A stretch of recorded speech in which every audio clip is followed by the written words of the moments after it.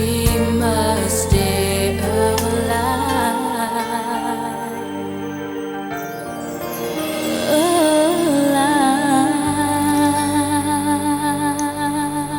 Good luck to Zandra. Married to Lex, she's gonna need it. To Zandra. Welcome to episode 33 of Conversation on Eagle Mountain, a podcast about the tribe. I'm your host, Lance, and joining me on the podcast panel today is Liz. Hello. Sabine. Hi. And Karlan. Hello. With episode notes done by Matt and myself. So episode 33, the screenplay was done by James Wiley. It was directed by John Reed, and the episode synopsis will be read out by Karlan.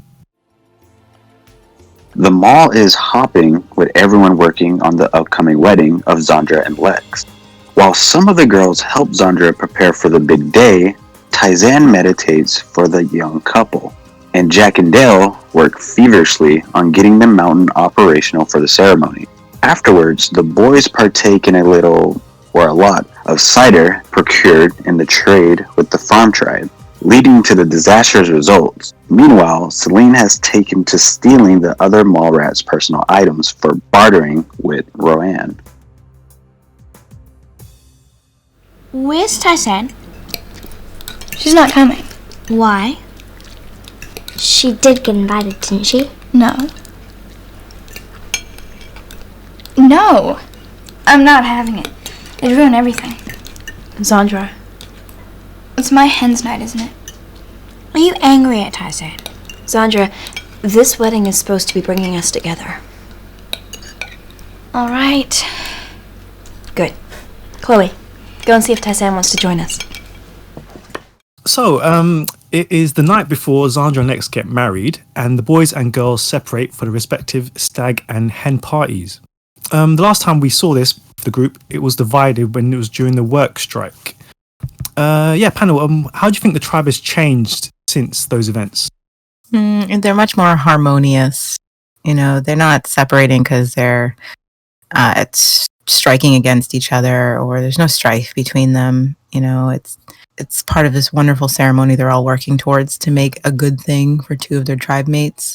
So it has a completely different energy to it. Mm. Yeah, it does. And especially in that they're finally starting to come more together as a tribe. They haven't been arguing over who does what as much lately as they did back then. So yeah, it feels like they're finally an actual tribe now. Yeah, I agree. From the previous episodes and earlier in the season, they've gone through so many traumatic events together that you can finally see them coming together as a family.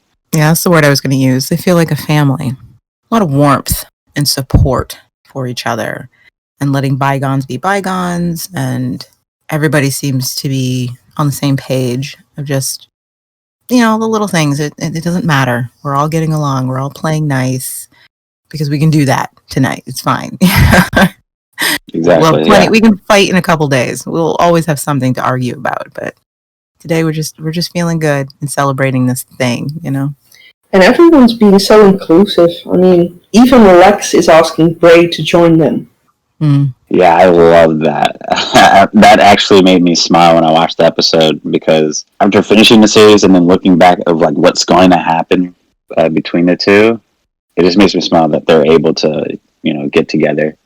Well, it says a lot. I mean, when you think about a wedding and who is usually there to support you, you know, if and when you choose to get married, it's your family. And if for whatever reason your family can't be there, the people who step in and take that place are your friends. You know, you will, like, say if you're a bride and you don't have a father to walk you down the aisle, another male who's close and cares about you would offer to do that, or you might ask them to. And so I get that sense from the Mallrats that, you know, Lex and Zandra, they don't have their family anymore. They don't have any of their loved ones left. And in the normal world, that's, you know, this would be very different. And especially for Zandra, you know, as she has the more atypical fantasy that many females grow up with. She's been looking forward to this day all her life. And it's not the way it would have been had the virus not happened. And so you get the sense that the Mallrats are really stepping up to the plate to give her that same amount of support that she would have had. Her mother and father, brothers or sisters, cousins, whatever, were there, so that you don't feel like something's missing on this very special event, you know? On the subject of inclusion, like, what did you think, panel, about Amber pressing Zandra to invite Tai-san to the hen party? Do you think she really should be included after everything that happened? I think it would be different if Tai-san was actively trying to split Lex and Zandra up, if she was actively trying to be a troublemaker. But I think even Amber, even though she disagrees with the fact that Tai-san slept with Lex and got involved in this, even she recognizes that, okay, fine, I don't agree with Tai-san's methods, but she wasn't trying to cause any harm, and she isn't interested in breaking these guys up. She's not trying to cause any trouble, and Tai-san's been on her best behavior since that confrontation. And been doing her best to just stay out of it and not cause any troubles for these two, and has made it a point that she's not interested in causing trouble for them. So even Amber's like, there's no reason to exclude her, you know, or treat her like she's an outsider. She's a part of our family, and if we're going to move forward, you can't leave her out of important events like this. Of course, I do understand why Zandra wouldn't want her there. Come on. Zandra's not wrong for not wanting, you know, her fiance's booty call at the hen party. But it was nice of Zandra to be like, fine, she can come if she wants to be here. You know, it says a lot about Zandra that she's willing to make that concession. Amber's like, come on, this is for everybody. You won, remember, Zandra? She doesn't want him, you got him. Can you be the bigger person and invite her, please? Yeah, I agree. You know, there's always that one part of the family that's there at the wedding that you're kind of questioning, should they be there or should they not be there? But at the end of the day, Tai-san is part of the family, and she contributes a lot to them all in a spiritual way. Yes, he's the crazy aunt you have to invite. Yeah. But it wouldn't have been the same without them anyways.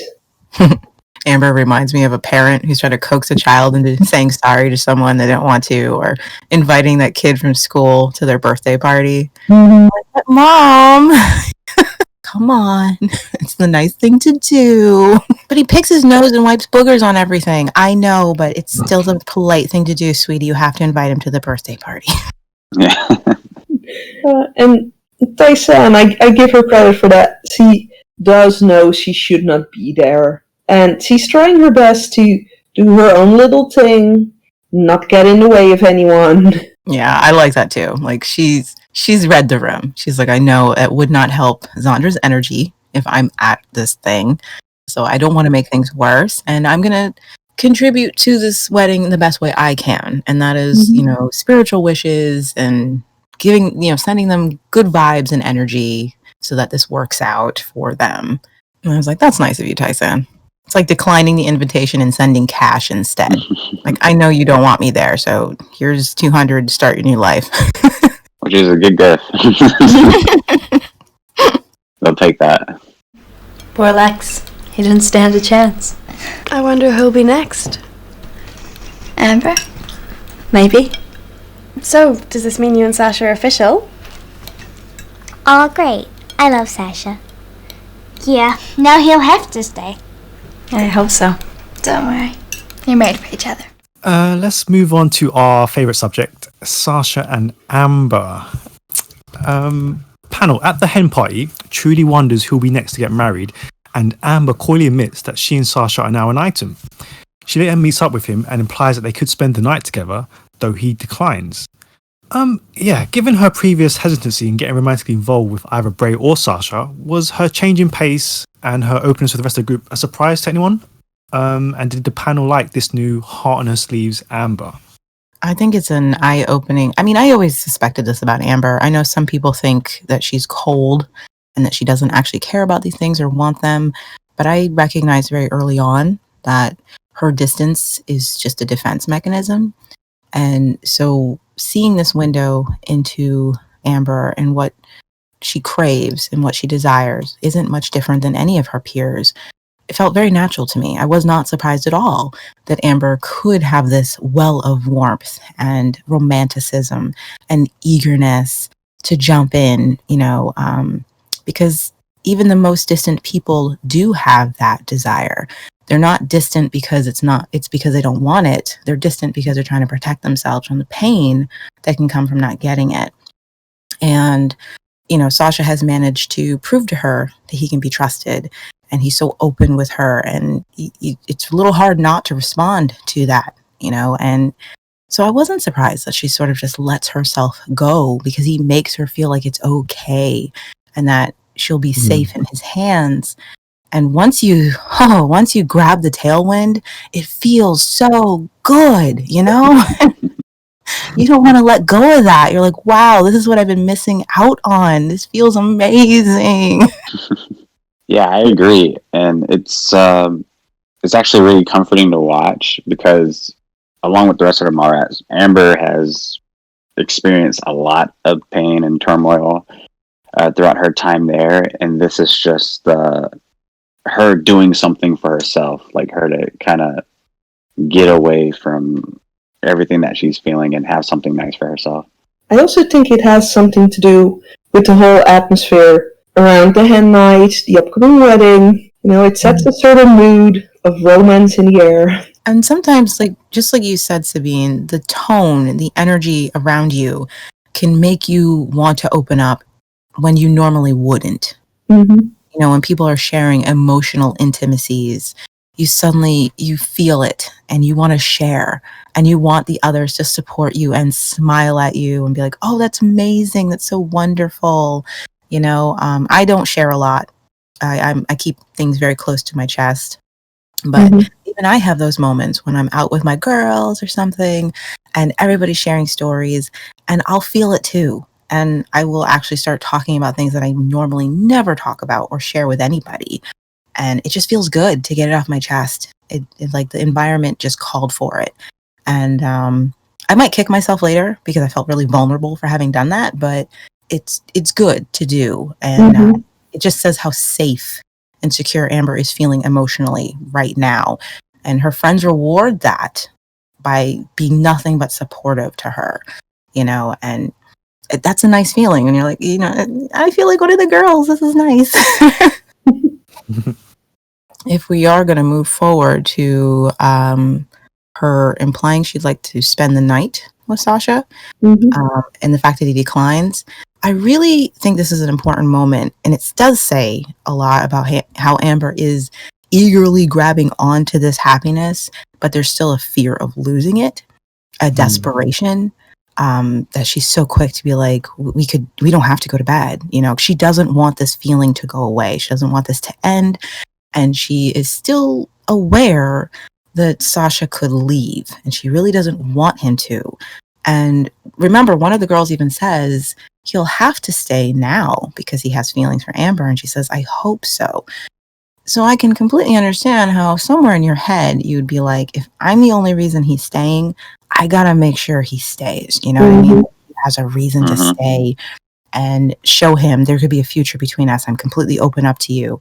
But I love the fact that he declines, because I think Sasha recognizes that desperation, and he doesn't want their first time together to be like that. It's like he reassures her, I'm not going anywhere tomorrow. I'm still going to be here. We've got time. You deserve better than some wham, bam, thank you, ma'am. That reassurance. And you can see her relax a little bit, like, oh, okay. We do have time. I thought that was really important about their dynamic, and the fact that he gets her, he's reading her and acclimating every moment he learns something new about her. And he's like, no, I will not let your first time with me be tinged with that kind of desperation. No way. We're going to wait until it's right for us. And I thought that was awesome. Yeah, it makes Sasha so much more likable. I know there are a lot of people out there who don't like Sasha, but he's one of the few people who does things like this.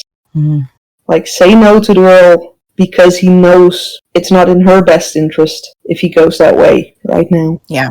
And he could have so easily done it. I mean, he's that guy you meet on spring break. You know what I mean? Like, he could have so easily just taken advantage of this, thinking, well, I'm not going to be here much longer. If she's willing, why not? But he doesn't do that to her. And it says how much respect he has for her as a person, and not wanting her to ever do anything she'd regret.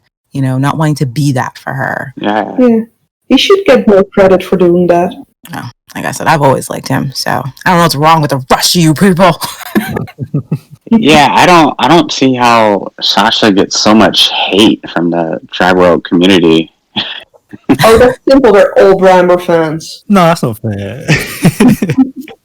I think, okay, I agree. There are some people who probably just don't like Sasha because they don't want to see Amber with anyone but Bray. I get that, But I think there's some people who just genuinely, Sasha just doesn't do it for him. There's just something about him. I know there are people who don't like his line delivery, his acting, stuff like that. I do think he gets way more hate than he deserves, though. Yeah. Definitely. But don't rush into anything. Take your time. Look at me. I could have married Sue or Bray. Thank goodness I didn't. Speaking of the hen party, there was a little interesting comment that Trudy made that I wanted to bring up. She mentions that she could have married either Zoot or Bray when she was talking to the group. Like, do you think this shows that she still hasn't completely reconciled events and misinterpreted Bray's original intentions, or do you think it was just a bit of bad writing that slipped through? I've been trying to figure this out for a very long time. Yeah, it could have been just an innocent statement about her misjudgment about both of those boys. Like she's just telling Amber, you're not like me, where you judged poorly the men you were into. And I think that's possible. That's what she means. Just in a sleight of hand, I could have continued chasing those white rabbits, and that would have been very unhealthy for me. But then I do wonder, is there more to her statement that she's saying? And I do feel that I do feel there is a hint that there is still feelings, at least for Bray, in that statement. But also the recognition that it wasn't healthy for either of them, even though it hurts. She wishes that she and Bray could still work out. But she's trying to be, playful and self-deprecating about her past behavior. Because we've all done it. We've all chased somebody who didn't want us. It was obvious to everybody. We made a fool of ourselves for them. And now we have to make peace with our behavior. And self-deprecation is a healthy way to deal with it. Like, I was silly and I was foolish and you're better than me. Congrats to you. It may have a lot to do with just trying to reconcile that pain of being involved with both of those boys. They brought her a lot of pain. She made poor judgment, and that's something she has to live with, and she's growing up and dealing with that, I think. I think it was also kind of just her way of moving past it. Just by going, I could have done that, that could have happened, but it's better that it didn't. Yes. Just sticking with her own little fantasy of what might have been, because it's better to remember it that way than all the other stuff that happened around it. And it's a mature outlook, recognizing that it's a good thing that didn't happen, because it wouldn't have been good. As much as she might have wanted it to happen, she can recognize that even if she's still in love with Bray, she at least acknowledges that it wouldn't have worked because he didn't love me the same and we weren't good for each other. And that hurts, but she at least gets that, But yeah, she obviously still has feelings for Bray. Oh yeah, that's clear. It's not like that's ever going to change, Because you can tell from the look in her eyes, that's a painful thing for her to admit, that she had misjudged those relationships, and been hurt by both of them. But she is trying to be mature and move on and look at them with a little bit of wisdom. I did think it was interesting that, Zandra immediately, agrees that you got off lucky because that Bray is a slippery one. You never know where you stand with him.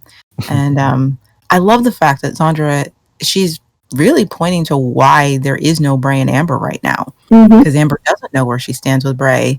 No matter what happens, you never know what Bray's going to do next. You never know what he really, really wants. Yeah, and I guess I just thought it was interesting she says that, because that's the underlying thing happening in this background. We know Bray is staring longingly after Amber, but how can she know that? She has no idea that he is pining for her, wants her so much, is green with envy and jealousy for Sasha. She's like, what is your problem, Bray? What is wrong with you? She has no idea that she's the cause, and because of course you don't know where you stand with Bray. Or maybe she kind of does know that Bray wants that, but he's not acting on it towards her. Well, that's his problem. He's not going to go along with that. That is a good question. Is Amber aware that Bray wants her? Or is it more wistful thinking on her part? Like if you were in Amber's brain, and there's I totally know this to be truth, and this is what I wish were true. Does Amber positively know for herself that she think, yes, Bray totally wants me, but because he's not willing to make a move, whatever, that's his problem? Or is Amber's thinking more in the, I wish, and sometimes I think he wants me, but I don't have anything to solidify that belief, so I'm just not gonna pay attention to it. Because I feel like that's where Amber is when she looks at Bray.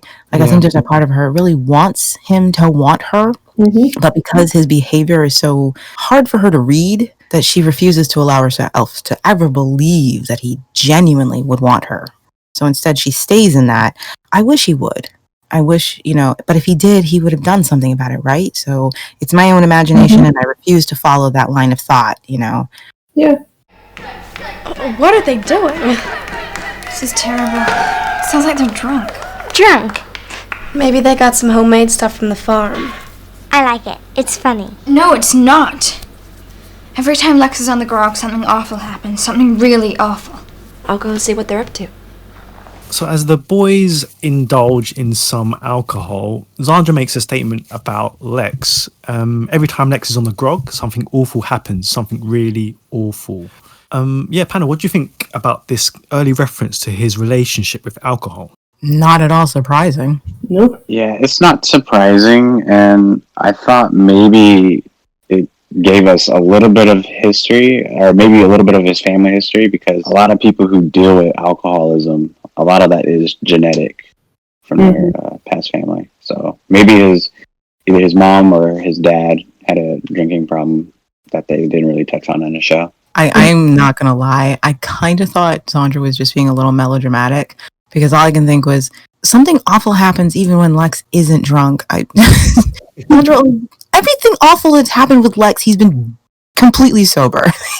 Oh, I agree with that. How much worse can it get? Is he going to set the mall on fire? Like, seriously, how much worse is it going to get? I always thought it was a bit of a reference back to the things we didn't see, the things that might have happened with Lex and Zandra before they joined the Mallrats, because she's obviously seen him drink before. That's what I think is funny. Like, she is talking like, oh my gosh, if he gets drunk, it's going to be so bad. And all I'm thinking of is we've just spent 30-something episodes with this kid, and he's done so many bad things completely sober. How much worse can it possibly get with him that you're actually concerned? Zandra rarely shows genuine concern for the awful things Lex does. But now she's like, oh my gosh, you guys, this is really, really bad. Like, I would stop eating. I'd be like, is he gonna blow up the mall? What's happening? What do you mean something really awful? Yeah, I think the others saw it as melodramatic, but I think for Zandra, he might have actually been around Lex a couple of times when he was drunk. Because I would have been like, okay, I'm taking that warning to heart, because I've seen Lex in action. I'm going down there and stopping this right now. Yeah, and throughout the series, Lex never suited me for someone who's like a bad drunk. I mean, we've seen him in some episodes where he's like really drunk and he acts out a little bit, but it's not like he's drinking every day. Like, he can't go a day without drinking.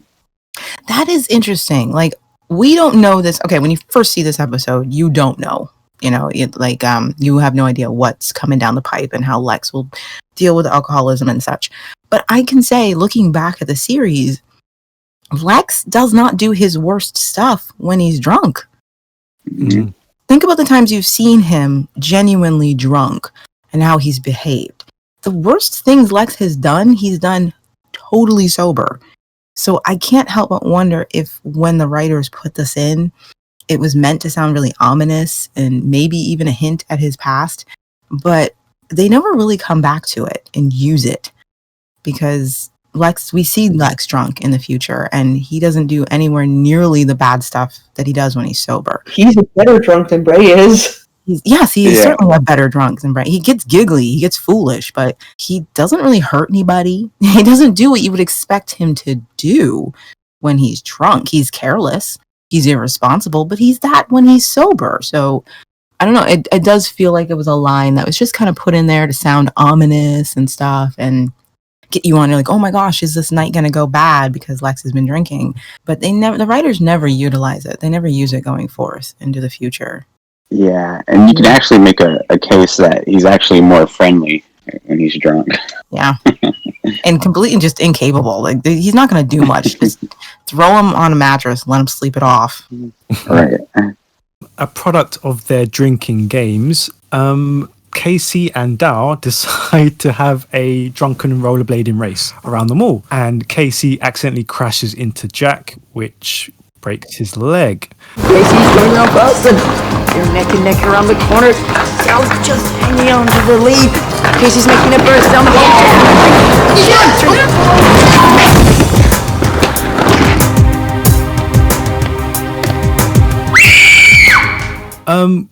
First of all, what did you think of Zandra's massive overreaction? It was so Zandra. I laughed so hard. I just love that scream. She just does it so well. Even though my favorite part of that scream is Amber's reaction to it. Yeah, exactly. Yeah, Amber's thought bubble was just said, "Good Lord." It's all silly. It's all silly fun. Because we just had Zandra mention that Lex being drunk is a really bad, terrible thing. It kind of amps things up a little bit. So now you're paying more attention to the boys, watching them get drunker and drunker. You're waiting for the big thing, the big explosive thing to happen, and then it just turns out, Jack falls off a chair. It's a nice distillation of that tension. Oh, okay, it's fine. It's fine. This was the big thing that happened. We were all worried about, The rollerblading race does make me laugh because even the rest of the tribe knows that Dal's so bad that he has to have a handicap in this train. Like, it's common knowledge that Dal can't use his legs. Oh my gosh. I really think all the actors did a very good job. They definitely looked. I was convinced that these were a bunch of boys, got themselves, some alcohol, and yeah, it was very fun watching them together and play. And I really liked the rollerblading race. Like, why not? I love that Lex is like, I don't want to play cards anymore. I want to do something active and fun, and it definitely felt like a party thrown by adolescent boys. Absolutely. Very believable. And but Bray's attitude to Sasha. Oh my goodness. I love. Okay, I know this doesn't happen at the moment, but I loved the look on his face when he realizes that Sasha has won Amber. He sees him from the balcony. He's just like, oh, they're kissing. And it's like, what did you expect, Ray? This boat has been in the harbor, honking its horn and waiting for you to board. And you're that person who's been putting it off, and now you're surprised it set sail without you. Like, you have ages to make a move. This shouldn't be a surprise. You knew Sasha was interested in her. You saw she was receptive to it. If you didn't want that to happen, you could have made a move. And you did nothing. And then he's surprised. It's so like earlier in the season, Bray, the one who did nothing but expected things to work out. Mm-hmm. You know what I mean? So he does nothing about the Amber situation and yet has the nerve to be shocked. Like, what? How did this happen? Like, how do you think it happened, Bray? That just makes me laugh. And I'm sorry. I just don't think Dwayne Cameron's very good at playing the pouty whiner. No. Sorry. Yeah, I can't stand it. I can't stand it when he pouts. Because one, I don't even feel like he has a really good reason for it.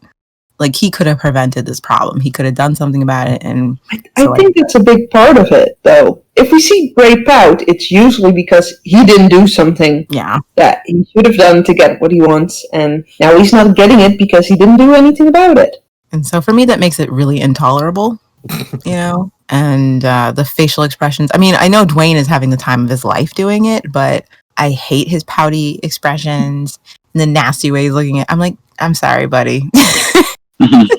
You look kind of dumb. Like, he thinks he's being intimidating and he's, you know, wagging his package all in Sasha's face. And Sasha's like, dude, I'm secure in my manhood. Like, I don't know what you're doing. I don't need to measure anything with you, Bray.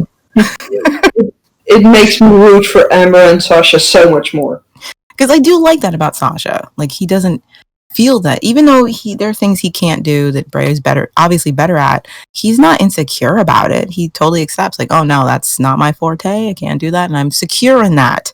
You know, I'm like, yeah, Bray, that's far more attractive than your pouty lower lip. Hate to break it to you. I love Bray. He's like, he's trying to dare Sasha to use the skateboard, but Sasha's like, no, I can't do that. I'm comfortable with the fact that I can't do that. I'm not about to break anything. It's like, oh, I thought you were good at everything. Like, wow. It's a comment Bray gets quite often as well, though. Jeez. I mean, it's good that we see Bray like this, because again, it makes him very human, but I'm just like, I got no sympathy for you, buddy. None. Yeah, zero. You want Amber, but you are so unattractive right now. This is not going to win her over, acting like this. It is funny how he goes after Sasha about the magic tricks, when that's exactly what he himself has done. Oh, what a brat! I swear. Like, that's exactly how he got into the tribe, doing a trick like that with coin. Yeah, with the coin trick. And then has the he's like, oh my gosh, here comes this guy who does it even better and impresses everyone. They like it when he does it, and when he did it, Lex was all, oh, we don't need magic tricks. We don't like tricks. Like, wow, jealousy does not look good on you, Bray. Not at all. But, you know, it does feel like it's karmic punishment, because that's exactly what Celine and Trudy had to go through. All that jealousy they felt for each other because of him, and he just kind of sat in the middle, you know, not trying to really resolve that problem. Yeah. So it's like, you deserve this. For me, it was quite enjoyable to watch. You know? He should suffer. It's your own stupid fault. I've got some herbal remedies that'll make you feel more human. Don't spoil him. Let him learn his lesson. Yeah, on the subject of being drunk, what did you think of Patsy's reaction to KC? Because previously, the night before, she found it all funny. But then as soon as she saw the state they're in, she was really condemning him about it. I know. I was thinking of that, and I really don't have an explanation for it whatsoever. I don't know. She was like, I think it's fun. And now she's like, he deserves it. I don't know. I got nothing. It was just a sudden change, yeah. It was like... I think it's just a bit of writing inconsistency. I don't know. It's so funny because she responds to him having a hangover like that in season 2 as well. Or was it season 3? Either way, like, anytime Casey's had a hangover, Patsy is very unsympathetic about it. Could be writing inconsistency, because I really have no idea why her attitude would change from, because when she makes the comment about thinking it's fun, it's almost implying she doesn't really understand what the boys are doing, like that they're drinking and they'll get drunk, or what can happen when they get drunk. Like, she's just completely oblivious to what alcohol is or how it affects people. But when you hear her in the morning, she talks as though she knows all about hangovers, and this is how drunk people are in the morning, and she's very experienced at that. So yeah, it's like, what was that about? I mean, was it KC throwing up, right? Yeah. So what was the response C and Paul got after stuffing their faces with all the candy and throwing up? Serves them right, you know? I think for her it's kind of a bit of the same. He did something he shouldn't have, and now he's throwing up, so she doesn't feel sorry for him. Then again, Patsy often tends to waver back and forth between how old she's going to behave Mm-hmm. And again, I do think that just has to do with the trauma that she's gone through, because sometimes she will revert to acting very young and needing, so that the people around her will be more protective and look after her. And then all of a sudden she'll act in a way that is very more common to her age, so maybe it's just Patsy switching back and forth. Mm-hmm. Well, and in a moment like this, for a girl her age, it's way more fun to act high and mighty with, I shouldn't have done that, if you see that's what the older girls are doing. She's kind of mimicking their response. That's true. I mean, that's what it is a lot when you're that age. You are mimicking your older peers, and trying to say the things that they would, or that would keep you included in the group. And Patsy seems very aware of that, and it matters a lot to her. She loves to talk about understanding the rules about things, especially in season 2. This is the way it works, Chloe. And Chloe, who's never cared about any of that, is just like, really? You know the deal. Last time was one-off. No more freebies. I've got something for you. Sorry, I can't use this. But they're diamonds. They're fake, cheap glass. Worthless. But it's all I've got. So let's move on to Celine. So with Sandra's necklace in her possession, she returns to Rowan to trade it for some food, but Rowan refuses to take it, telling her that the stones are glass rather than diamond. While plot convenient because it gives both Lex and Sandra a happy ending, do you think it was realistic that Rowan didn't accept the necklace for trade, or do you think it was just a sly push towards what might happen later on? I think it was more of a push. And, well, maybe she didn't really have a use for it. It's not like you can eat it, and it's not like there's much trade for jewelry at that point. It's pretty, but it's not useful. And besides, telling Celine this isn't enough makes it all the more likely she's willing to go for whatever Rowan suggests next. Yeah. I was going to say, I agree. I think it's both a push and realistic. I think many people, when trading, I don't think they would have much use for a necklace unless they really wanted it and they think it looks nice. You can see certain people in future episodes trading with in the casino, certain things they have to offer, like batteries and things that are actually useful for survival. And I don't think a necklace would do much for people these days. Unless you're trading with the modes. Yeah. Well. I was going to say that, things are only worth what we say they're worth at the end of the day. And, Lex makes a comment when he holds up his water, like, this makes me a millionaire. It's the most precious thing that we have. The necklace isn't valuable because it's made of diamonds. It's valuable because of what it represents to Zandra. So I can't argue that Rowan may have been trying to push, Celine towards a certain desperation so she could use her. I can't make an argument against that. I don't think that's what she was doing at this moment in time. I really do feel like she just couldn't use the necklace, and she's just like, this isn't worth anything to me. No one's going to trade for this. I don't care how pretty it is. And even how quickly she says it's cheap glass. It's not worth anything at all. I cannot use this. It's not going to help me. So I honestly think that's the reason she didn't accept it, because it wouldn't be of any use to her. But it could be true that this is just part of her MO, pushing someone who's desperate for trade to be more desperate possible. I honestly just don't think it is, because I don't think Rowan makes that connection till later that, this girl really is desperate and I could use that. But I feel like right now she's just not thinking along those lines. She just sees Celine as someone who could trade with her. If you want food, you got to trade. I can't use this, so come back with something better. That whole thing with the necklace, though, again, I discussed last week how I feel like this takes Celine back into that world of just unforgivable. But you know what bugs me? Once again, Celine does something that's pretty unforgivable and doesn't pay any price for it. Yeah. Like, nobody knows that she did this. She got away with it again. And that's why she keeps doing it, because she keeps getting away with it. Doesn't sit well with me. It just doesn't. wow, you would screw over your friends like this. There isn't anything else you could have found in the mall. Again, there is a jewelry store in the mall. I know it's boarded up, but it exists. There's an antique shop. I'm sure there is something in there that you could find. Tyson has so many things. Pretty little Chinese. Why would you take the one sentimental item that your friend has and wants to use on her big day? An heirloom. Why would you pick that? Come on. Again, take one of the batteries they've charged. What are you doing? Oh, it makes me mad. And then she gets away with it. Nobody knows that she did this thing. And it does not sit well with me.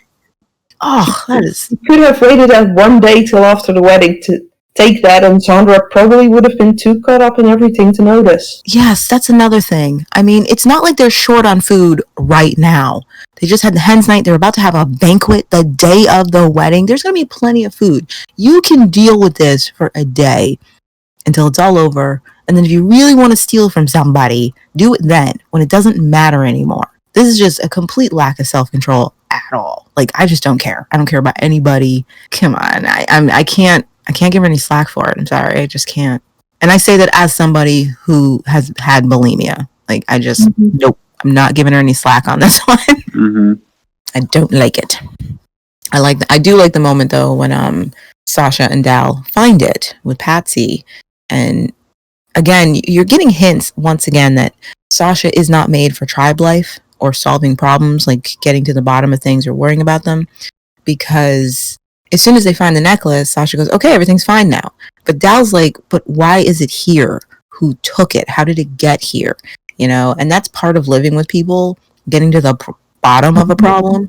But Sasha's like, who cares? It doesn't matter. It's here now. Moving on. And you can see Dal's face, like he's still uncomfortable with the fact that if the necklace had been here the whole time, Zandra would have found it. This is where she was getting dressed. It would have been here, you know? Mm-hmm. I just thought that was an interesting little insight to Sasha. Still isn't on board with this tribe life. Mm-hmm. It's like, man, you guys make problems out of everything. With this here ring, I vow my undying love. Vow it. I do.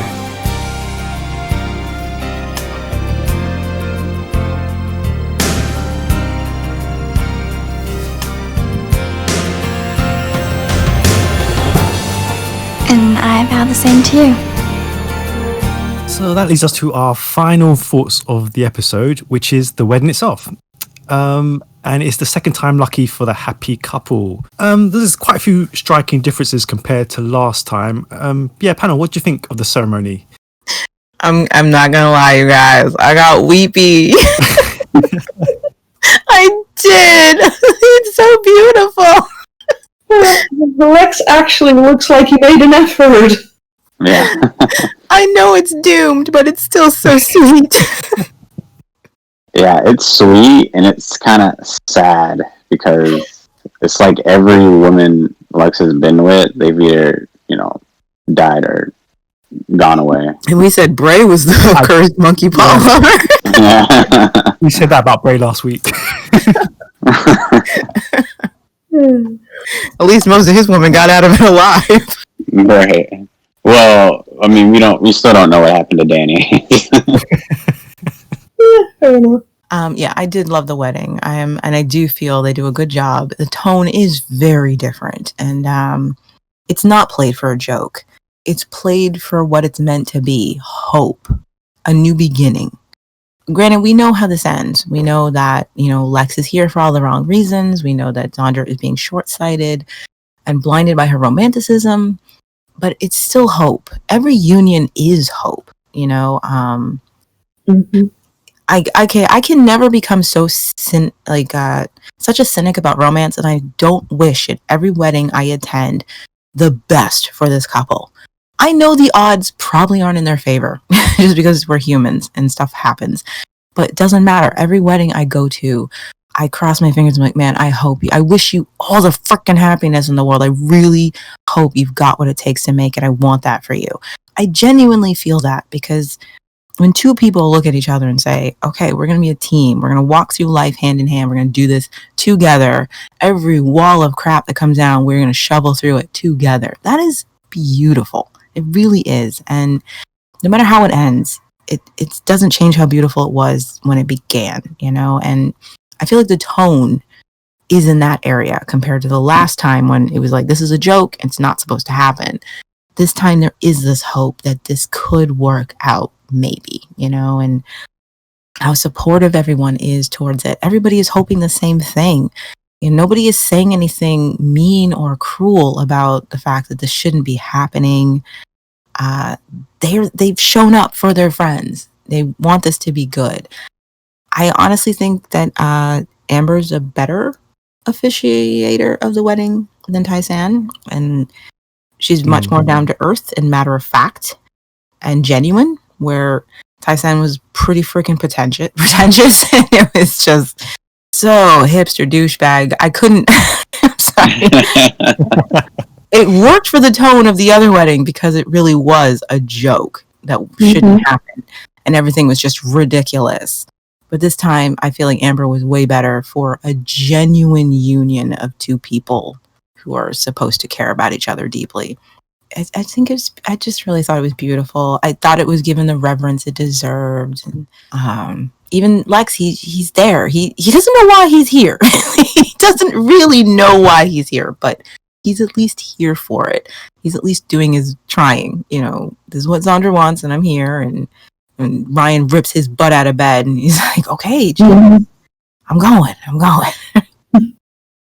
Because I think even Lex understands on some level that he's lucky that Zandra is still sticking with him.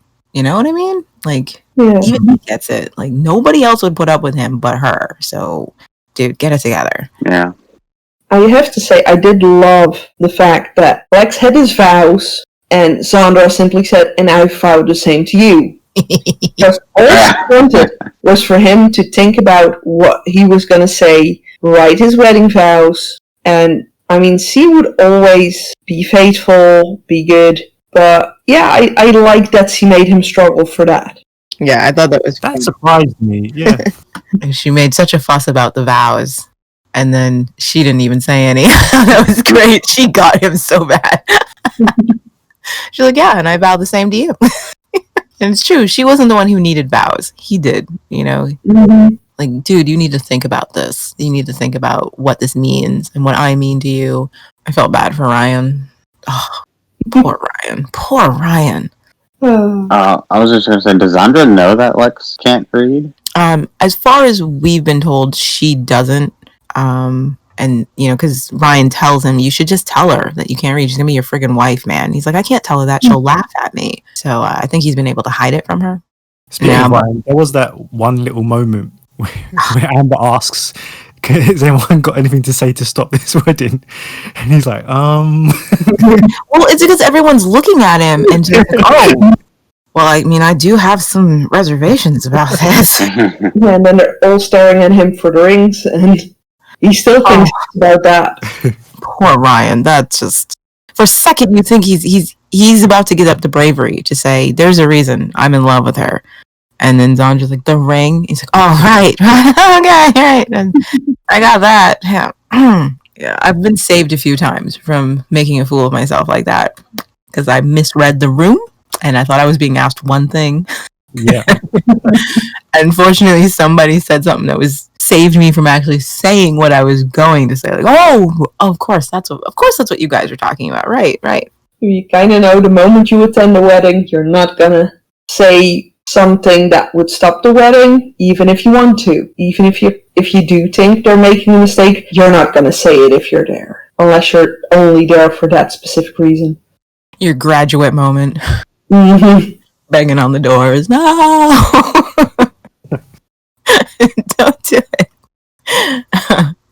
No, I did think the wedding was beautiful, and it definitely has that feeling of, we hope maybe there is potential for these two, you know, and it is sad that Zandra's faith will be misplaced, you know, but for this moment, she believed he was there for her. He showed up, and she believed that he reciprocated the same love she had for him, you know, and I was thinking about that necklace and when she falls apart because she can't find it.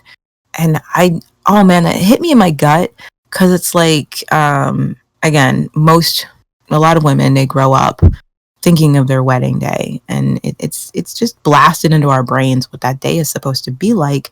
And we hang on to these things that are going to be really important to us. It might be the flowers, it might be the photographs, it might be just having your family there. And I know, like, for example, for me, it was a big deal as to who was going to walk me down the aisle. Was it going to be my grandfather, the man who raised me, or was it going to be my stepfather, and stuff like that? And like, she doesn't have any of that. She doesn't have her dad. She doesn't have her mom or grandparents. They're not there to watch her do this thing. All she has is this necklace that's been passed down in her family. And it's like having them with her. So the minute it goes missing, you know, just the way she falls apart, like, I can't do this. It's a bad omen. I'm not supposed to get married if I do not have this family heirloom. It's just what she says. My grandmother wore it at her wedding. You know what I mean? Like, that's all I've got left, you know? Oh my, like, so I'm just happy it got back. Like, I'm happy she had that. I really, really am. I was really upset about that necklace, you guys. I'm like, give her damn necklace! There's one small bit about this wedding, though, that surprised me. She was so adamant to have Chloe and Patsy be her bridesmaids the last time she tried this, and this time they're just standing there as non-bridesmaids. They hold her train, yeah, but they don't dress up. Again, I think that's part of the point. The last wedding was all pomp and circumstance. You know what I mean? Like, it was just a big show, but the real thing that mattered wasn't there. The love between the bride and groom didn't exist, and the whole thing was just a farce. And so she was caught up in the spectacle of her wedding. You know, this wedding isn't about the spectacle. It really is about the union. So it doesn't matter what everybody's wearing to it. Even her outfit. Remember what she was going to wear the last time? Yeah. It was cute, but it was gaudy, definitely. You know, it was very thrift store chic. And this time, it's so classic, you know, and demure and very lovely take on the white wedding dress, you know. And even her makeup is downplayed, and it's very elegant. And so, yeah, I think that's the point, that it isn't about the spectacle. It's about the union, you know, and the emotions behind it. Because I noticed that, too. I was like, oh, the girls aren't even dressed up. It just didn't matter this time. What matters is the man she loves finally showed up, and she gets to be with him. And that's the truth. I mean, when you really are in love, and you're like, I want to spend my life with you, you won't care where you do it. You know what I mean? Like, suddenly it doesn't matter if it's in some grand church and, you know, 400 guests and duck is on the menu. You could commit yourself to them in a trailer. You know, I love you. I don't care who sees it. I just want you to know it. I'm here for you forever. I mean, I think that's the tone they were going for this time. Yeah, that definitely made it feel a lot more natural. It does give you a warm feeling with the last shot, kissing and the fountain and the water. And it's like, yeah, like there can be a future. Like, yeah, this might work out. This might work out. So sweet. And yeah, I got all weepy. I'm like, seriously? Have I reached the age where I always cry at weddings now? Apparently. One thing I did find hilarious in this episode was when the boys are drinking and they're telling Lex that he's going to be with Sandra for the rest of his life, even if Ebony comes along and offers herself up, and they drink to Ebony. A toast. Just get increasingly ridiculous. I love that. Do you see the look on Lex's face when they say that, and he realizes that if Ebony did come onto him, he couldn't be with her? Like, he's like, well, of course I'd say no, right? Like, it just hit him that, yes, everyone expects full fidelity from you from now on. So, what have I got myself into? He'd forgotten about that part. He totally did. I think there's something very bittersweet about this episode that does coincide with Sasha, just what he brought. This is the last time for a while that they're going to be okay.